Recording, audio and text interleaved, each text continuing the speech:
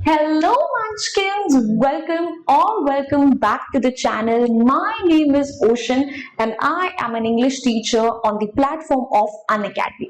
और guys आज ना मैं आपके लिए एक बहुत इंपॉर्टेंट वीडियो लेकर आई हूँ। देखो आप सबको पता है कि आपके term 2 exams, pre boards, they all are right around the corner और ऐसे में बच्चों के पास रिविजन के लिए बहुत ज्यादा टाइम नहीं होता है, बट येट दिमाग पर एक प्रेशर है कि सारा का सारा सिलेबस जो है हमें एक ही दिन में कवर करना है और एग्जाम में अच्छे से परफॉर्म भी करना है। तो आज मैं उसी प्रॉब्लम के सोल्यूशन के लिए कुछ ऐसी अमेजिंग टॉपर्स की टिप्स और सीक्रेट्स लेकर आई हूं जो कि उन्हें हेल्प करते हैं एग्जाम से जस्ट पहले अपना रिविजन अच्छे से करने में एंड मेक श्योर करने में कि उनके एग्जाम्स के लिए उनकी तैयारी जबरदस्त हो। अगर आप भी इस प्रॉब्लम से जूझ रहे हो और लाख कोशिशें करने के बाद भी आपको कोई सोल्यूशन नहीं मिल रहा है तो प्लीज इस वीडियो को एंड तक जरूर देखिएगा, बिकॉज आई प्रॉमिस यू आपको आपके ऐसे प्रॉब्लम्स का सॉल्यूशंस इस वीडियो में मिलने वाला है जिसके लिए आप बहुत ज्यादा स्ट्रगल कर रहे होगे। I bet on it because when I was a student even I had the same struggles. तो भाई देरी किस बात की है, जल्दी से वीडियो को लाइक कर दीजिए, चैनल को सब्सक्राइब कर दीजिए and without any further ado let's get started with the proper strategy to cover your full syllabus in a day. And mind you मैं सिर्फ इंग्लिश के लिए ही टिप्स नहीं दूंगी, आज मैं सारे सब्जेक्ट्स के लिए टिप्स लेकर आई हूं। तो चलते हैं। Now Tip number 1 guys, watch one short videos instead of reading the entire chapter. I think इससे related मैंने एक पूरा का पूरा आपका शॉर्ट भी बनाया था जहां पे मैंने बोला था कि कैसे बहुत सारे बच्चों की सबसे बड़ी गलती ही यही होती है कि वो लाइन बाय लाइन रिवीजन करने बैठ जाते हैं एनसीईआरटी का।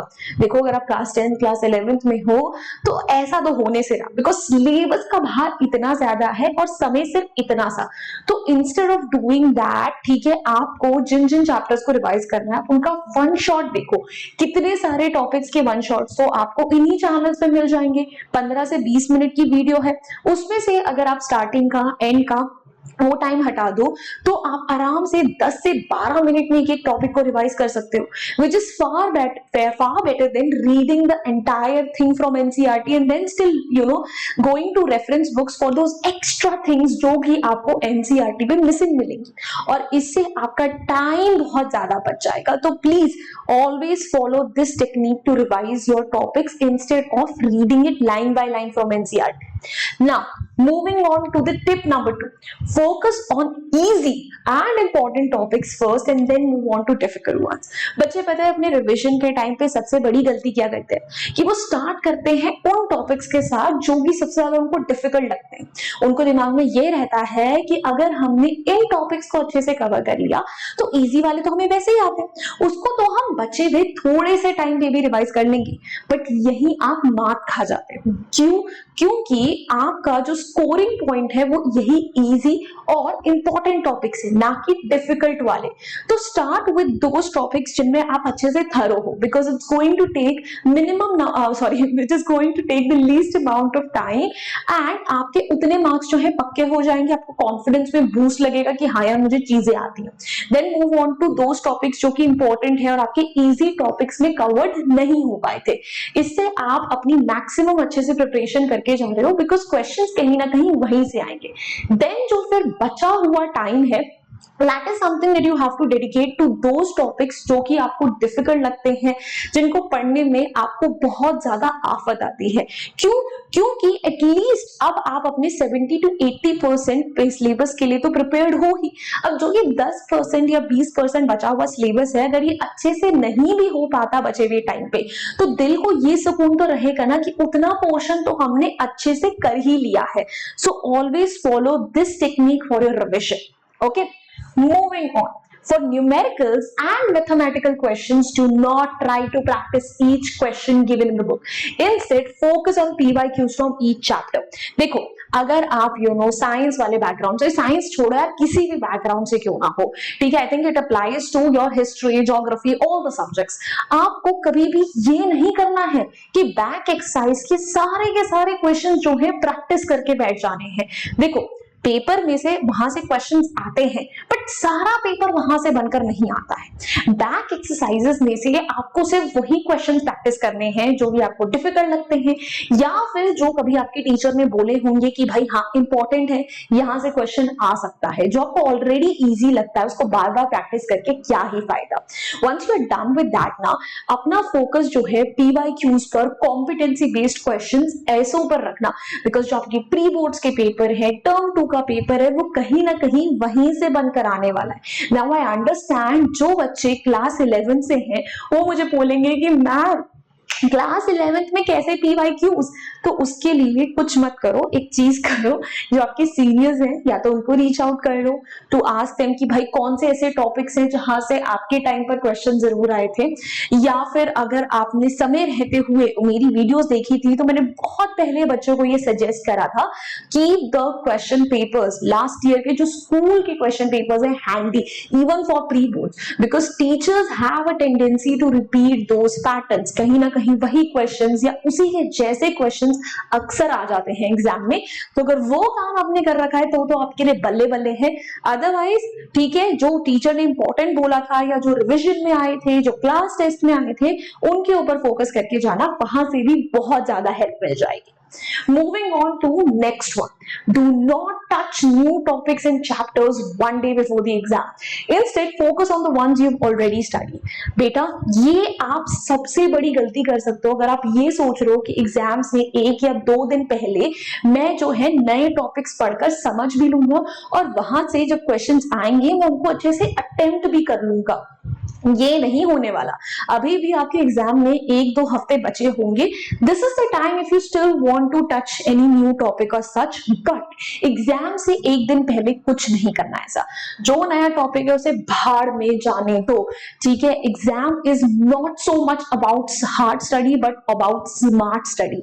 आप कितना स्मार्ट होकर चीजें करते हो, बिकॉज होता क्या है कि अगर आप अपना फोकस नए टॉपिक्स पर शिफ्ट करते हो तो आपका दिमाग कहीं ना कहीं उन टॉपिक्स पर नहीं लगता जो कि आपको ऑलरेडी आता है, बिकॉज दिमाग वहीं पर लग रहा है लगातार, उसकी भी तो एक लिमिटेशन है ना, ठीक है। So focus on those topics जो कि आप ऑलरेडी कर चुके हो, जिनको सिर्फ आपको रिवाइज करना है या उनके थोड़े से एस्पेक्ट्स को थोड़ा अच्छे से समझने की जरूरत है।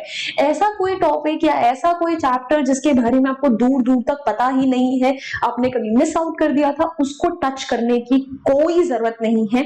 Let it be, these are not your final exams, these are your basically practice rounds if you want to consider it that वे।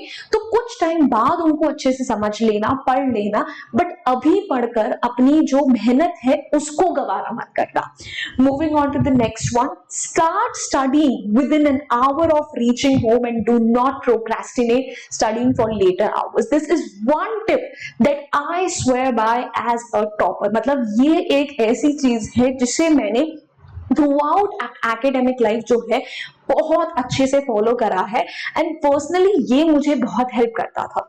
होता क्या है, जब बच्चे ना स्कूल से घर वापस आते हैं तो वो सोचते हैं यार अभी नहीं, थोड़ा हम 2-3 घंटे रेस्ट कर लेते हैं, उसके बाद पढ़ाई चालू करेंगे। बेटा, ये 2-3 घंटे जो होते हैं ना, ये आपको रेस्ट नहीं देते बट आपको एक ऐसे मोड में शिफ्ट कर देते हैं जहां पे आप लेजी हो जाते हो, और उसके बाद जब आप पढ़ाई करना स्टार्ट करते हो तो either you have to burn the midnight oil, फिर आपकी नींद भी पूरी नहीं होती है, आप अगले दिन एग्जाम में फोकस नहीं कर पाते हो, या फिर पैनिक मोड में आप अच्छे से पढ़ाई नहीं करते हो।